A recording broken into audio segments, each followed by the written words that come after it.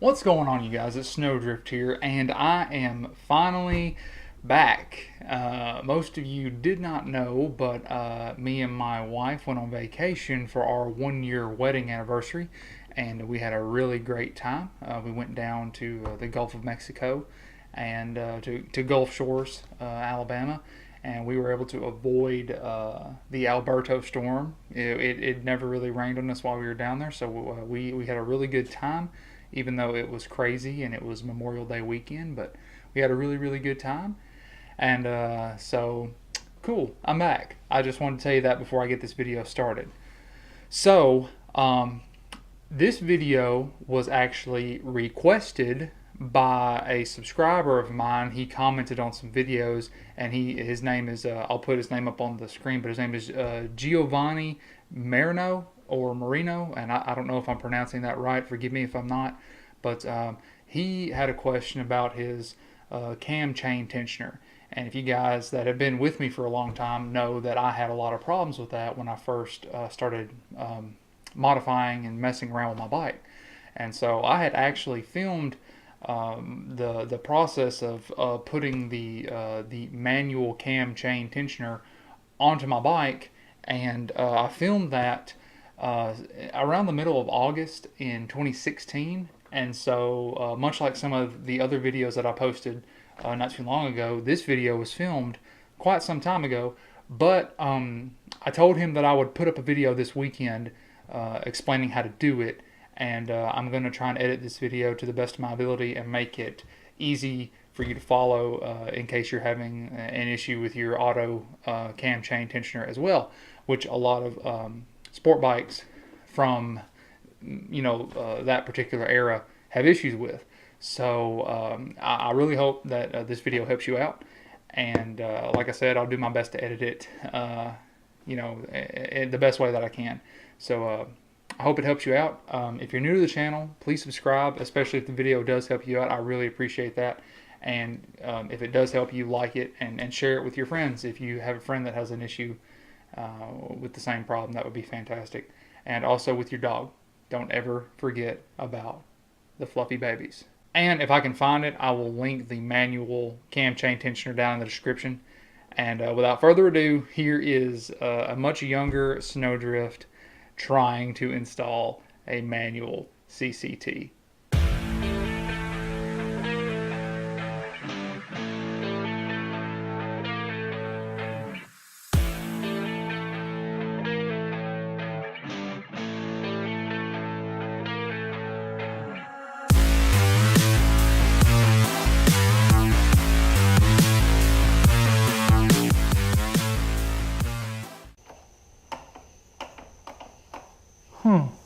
What's up, everybody?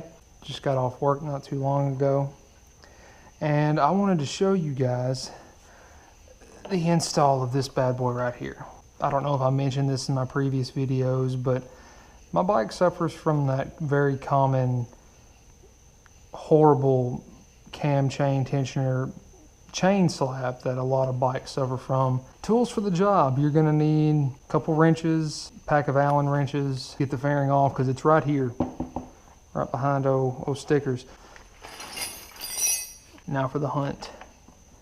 Nope. That's it right there. I think this is the same size for, yep, sure is. Well, so far this has proven to be really easy until that happens.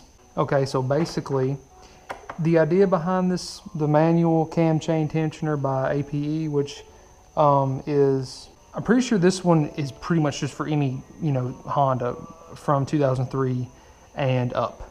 Because I know that you even have to use these on like the 08s and the 09s, and some I've seen some people talk about even putting these on like newer ones like the 2012s, 2013s. So this is a pretty common problem. Don't let this noise scare you. In fact, I think you guys should hear the noise. I've got that door open because it's actually cooler outside than it is in here, but I'm going to shut it because it's 12:30 in the morning, because that's when I like to do all my work.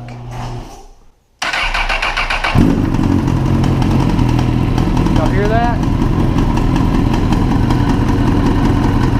can hear it when it initially starts up, like that pop, pop, pop, pop, pop, that slapping noise. But I've ridden the bike and I've put several miles on it since I got it. And y'all know I haven't had it for that long.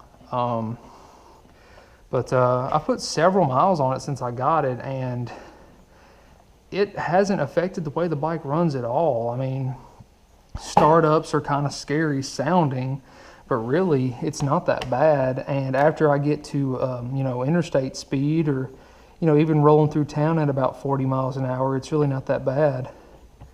So, but it's just something that I can't stand to hear when I start my bike up, and it just sounds god awful whenever I'm like, hey everyone, come look at my bike, and then everyone hears that and it's just like, ew, can't hardly stand it.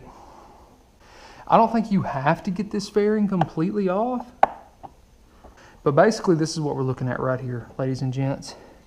I just have to be able to get that nut off, or that fastener. It's not a nut, that's a fastener. Get that fastener off, get this fastener off, if y'all can even see that, and then put the new tensioner in there, and then we're done. I mean, and then I'll show you guys how to tension it, and then we're done. I mean, really, it's not that much trouble. These things, the reason they even make this, I guess I should finish explaining that, these things get seized up in a stuck position. So that chain tensioner, basically, the chain guide, the tensioner is it's hydraulically driven, so it's supposed to move in and out as the chain slacks up. These things get seized in a stuck position, so that's what causes that slap, is it doesn't move outward anymore. So how this thing works is it's going to set in there just like this, okay? And the way this thing is made up is it looks just like this, except it has an oil, and the oil shoots in here and creates pressure inside the mechanism, and it's what shoots the tensioner out. You can easily see why this thing is called a manual tensioner. You have to manually adjust it, and this pushes against the chain guide and brings up the slack. And that's really all. I mean, it's an ingenious, idea. But I'm going to shut my yapper and get this old one off real quick. By the way, the chain tensioner, which I don't understand this, but it does not come with the gasket. You definitely want to get a new gasket, and that's the part number for it. You can get this on eBay as well. Unfortunately, this is the only way that I can even get to these screws, because Honda made this frame look so nice and open, like you can actually access it and get to it really easily. That's not the case. This is like super cramped. Slowly but surely though, I'll get there. Getting this thing out is going to be fun too, because I don't know how in the world I'm going to be able to get it out. But I mean, like I said, we'll get there. It's just going to take a second. Oh, this bolt is like completely visible, but there's no room to even work. I don't know how in the world I'm going to get the other one off. See, this is why I'm doing this, so that way I can go through all the headaches and the suffering. So that way when, if someone else has a 04 through 07 1000RR, they can go through the same pain, except, skip all the hoops that I have to jump through just to, get to my final result. There it is. Oh,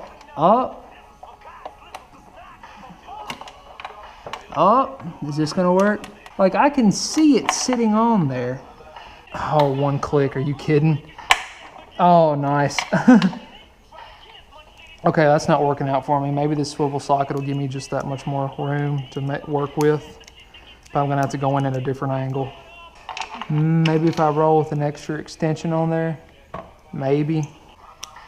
See, when you have a setup like this, you're just asking for trouble. I'm gonna lose this nut. You just wait and see. You know what? Maybe if I try this one instead. If I try like the short version, maybe it'll yield better results for me. It's not the size, it's how you use it. I'll tell you what, I'm gonna try something crazy.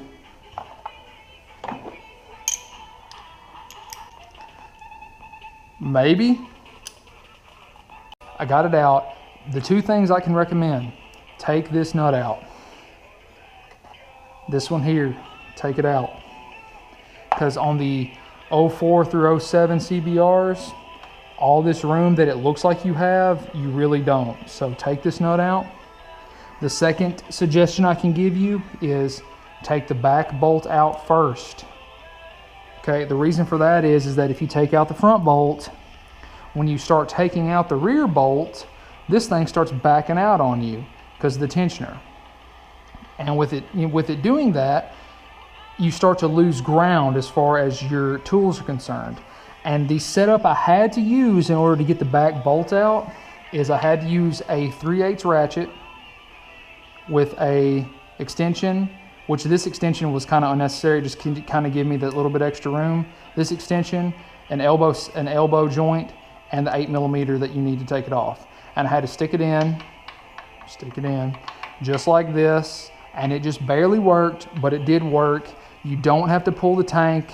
You don't have to remove all the fairings. Literally just take a few bolts off this fairing. With this exact setup right here, it can be done, which is all. That's really good information because that's information that I did not have that you guys now have. So with that being said, hopefully my GoPro won't turn off again. I literally think it was just that battery, but it happens, no worries. But now that I've explained all that to y'all, we are going to be putting in the new one. Let's pop on this here gasket and get this bad boy back together, because I'm sick of hearing me talk. I don't know about you guys. And actually, the way that this is sitting, I think it's going to be pretty easy, because with the way the gasket is, I mean, as far as the gasket's concerned, I still think this is going to be a pretty difficult install with the lack of real estate you have to actually work. But with the way the gasket is oriented, it's kind of up and down more or less than left and right. Then, it's more vertical than horizontal. So this actually shouldn't be too bad.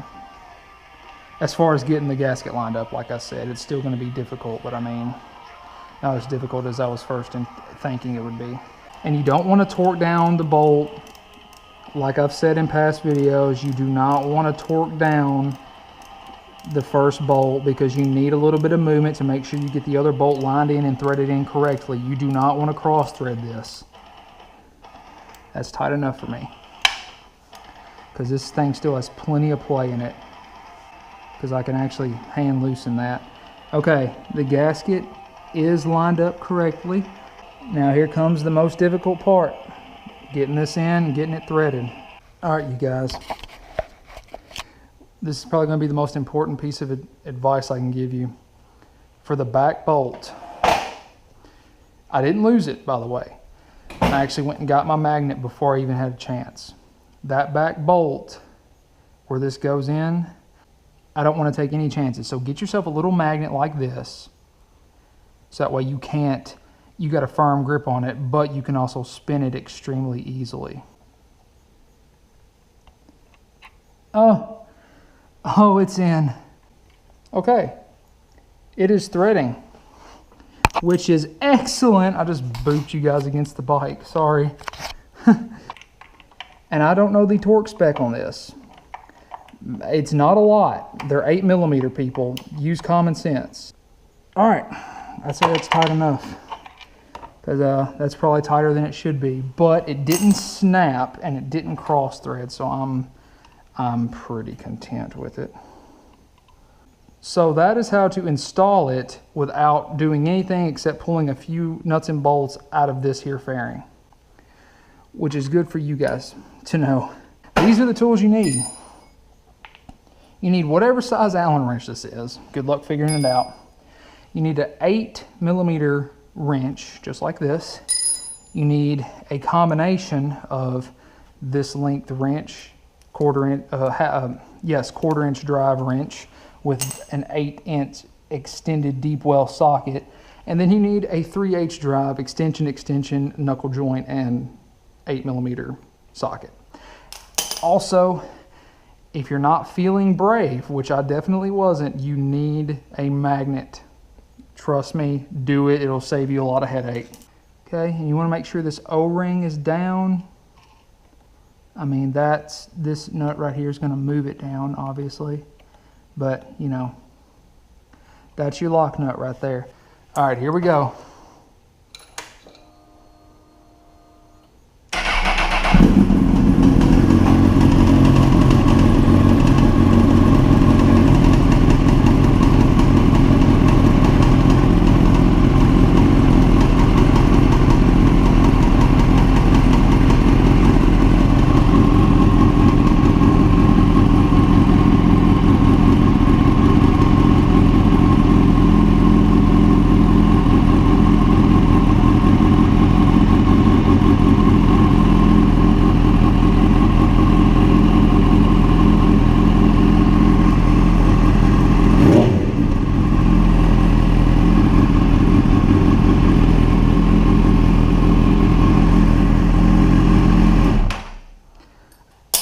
Okay, so you kind of see how that works? Out of all the tools that I could have, I cannot find a 5/8 wrench, you guys. What's up, guys? I actually had to stop recording because while I was doing my adjustments on the tensioner, my camera started doing some weird things. I don't really know what happened with that deal, but basically I had to stop because of that, and also because I didn't have the right tools at the time. So with that being said, I had to go and I had to stop recording, and it's actually been a day since I last, made that one cut, and you're now watching this part of the video. So I had to go to a buddy's house and borrow a 5/8 wrench because you have to have a 5/8 in order to do this on the tensioner. I've already buttoned the bike back up. I'm sorry I didn't show you that, but I was kind of in a hurry, like I said in the other part of the video. But if you can see in there, which I think you can, I think I've got it just about right. This is what it sounds like now. If I can get the key in there.